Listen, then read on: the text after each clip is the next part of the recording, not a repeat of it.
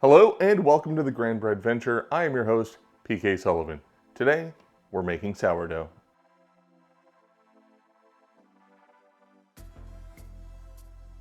So over the last 2 weeks, I have been culturing a sourdough starter. I have a sourdough starter that is finally ready to make bread. Making a sourdough starter is a pretty simple and straightforward process.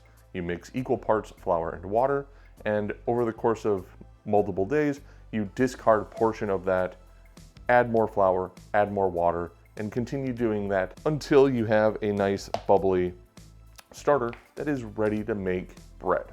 The process isn't difficult, but it can be finicky. Sometimes sourdough starter just doesn't want to take, and you have to keep feeding it, adjust the parameters within your home, find a better place to keep it, a better place to warm it, all that sort of thing. I follow the process outlined by King Arthur Flour. Their starter recipe begins with whole wheat flour.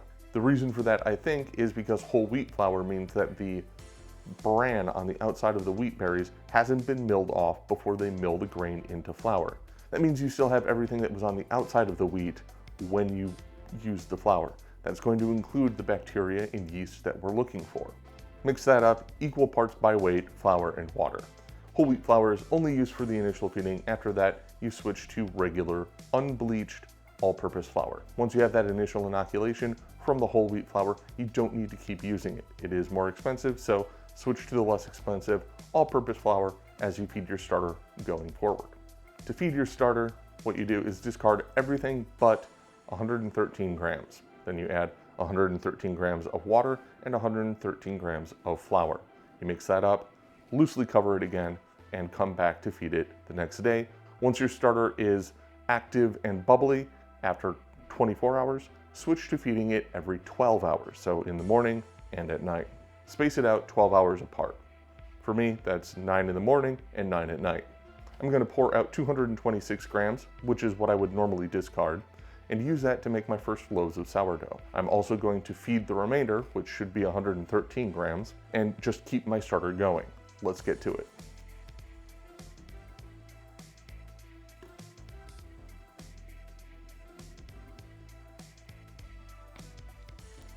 All right, so there's my starter measure out. This will be turned into bread. Time to feed the remaining starter so that I can keep going.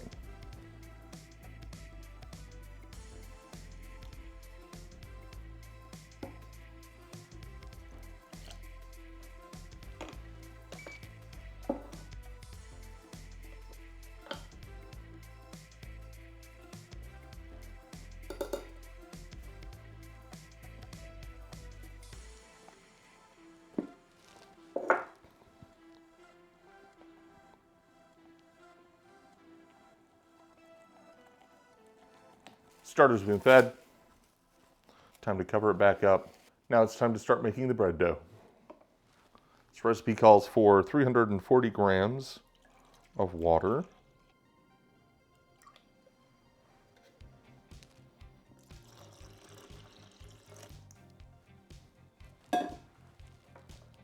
and 600 grams of bread flour. Going to whisk together the water and starter and add the flour. And now stir it all together.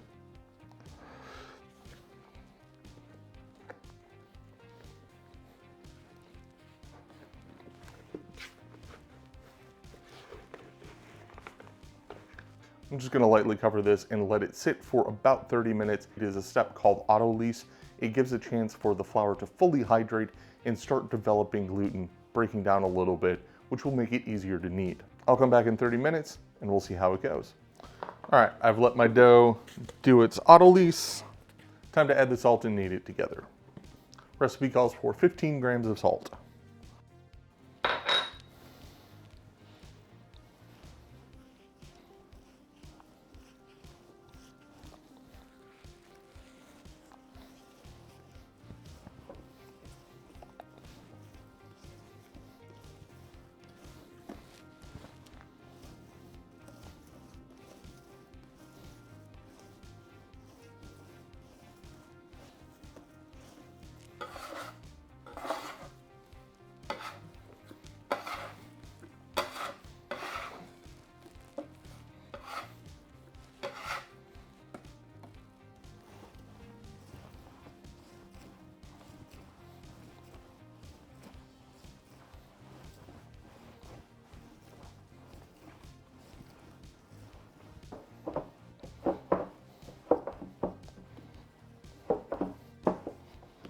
So I forgot that wooden cutting boards are terrible for kneading. I finished kneading the dough off to the side on my nice countertop, which is smooth.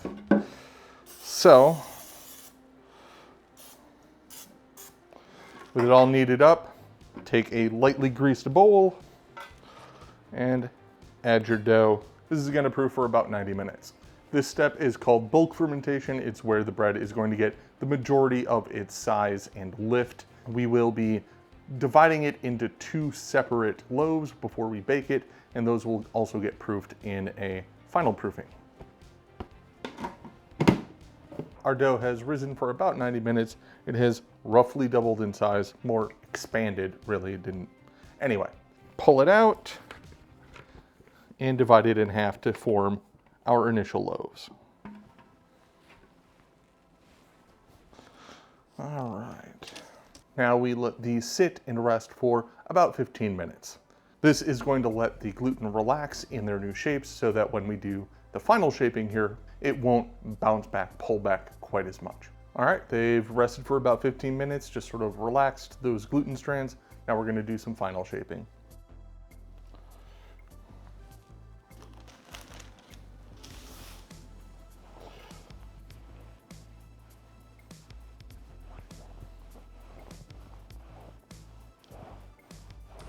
This is going to be for grilled cheese, so I do want the loaf to be sort of thick and tall. I'm not gonna take it too thin. That looks good. I'm trying to be really gentle here. I don't want to break my loaves, just roll them out into a bit more of an oval. I'm going to put them on this fresh parchment.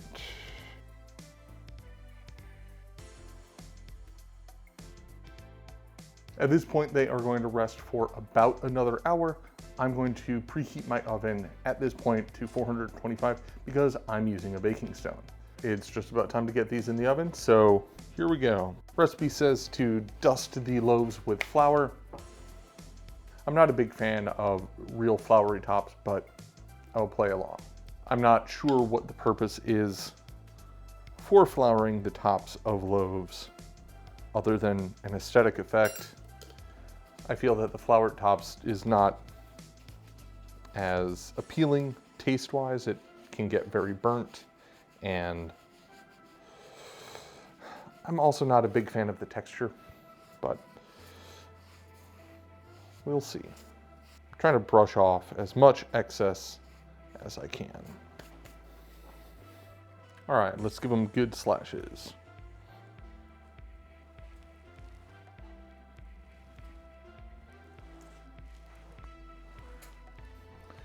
In goes the boiling water.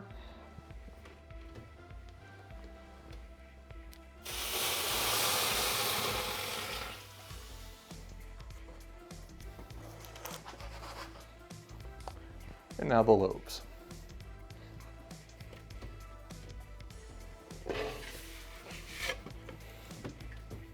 Recipe calls for 25 to 30 minutes. I'm going to start at the low end, check it as it gets close.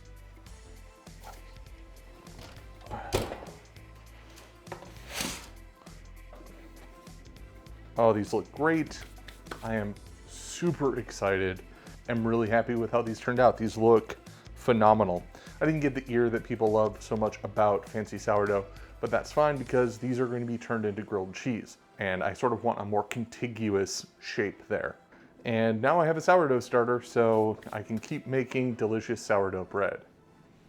Sorry about the change in costume here. My dog had to go out, and I don't like going outside with my apron on. Hey Loki, you want to be on camera? Yeah, this is Loki. He's super good. He lets me do my filming, but he had to go out and do his business, so. That's all for me this week. I'm PK Sullivan. This is Breakfast for Pancakes. Thanks for watching. I will see you next time.